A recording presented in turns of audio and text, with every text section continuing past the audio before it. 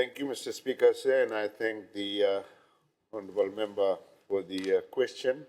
Sir, before I respond to the question, I would like to pay tribute to the former Permanent Secretary for Labour, Mr. Taito Romba Wanga, who passed away last week.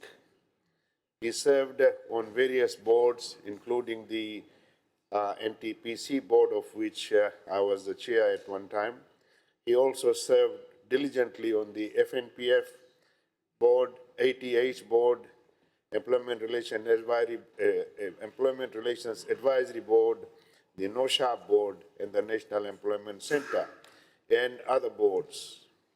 Mr. Wanga led the labor reforms from early 1990s and was instrumental in modernizing the labor legislations. May his soul rest in peace in the heavenly abode.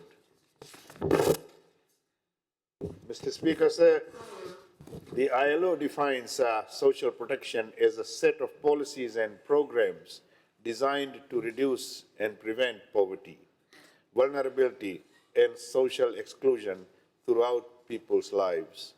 It is considered a universal human right and includes areas like health, employment, and other social benefits. Mr. Speaker, sir, this is a bread and butter issue, and the coalition government has plans in place to ensure that Fijian workers are covered in terms of social protection. Mr. Speaker, sir, the Employment Relations Act 2007 and the Health and Safety at Work Act 1996 cover workers in the informal sector in the following areas.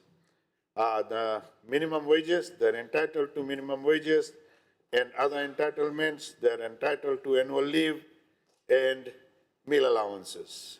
Mr. Speaker, sir, the coalition government has a couple of years ago increased the minimum wages and the 10 sectorial wages as well. They're also entitled to safe and healthy work environment, proper equipment, and proper personal protection gear.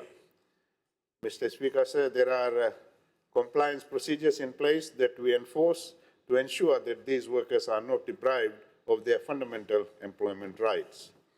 Mr. Speaker, sir, the ministry is currently working on the employment laws reform and plans to formulate regulations to support the Employment Relations Bill to further strengthen the workers' social protection entitlements.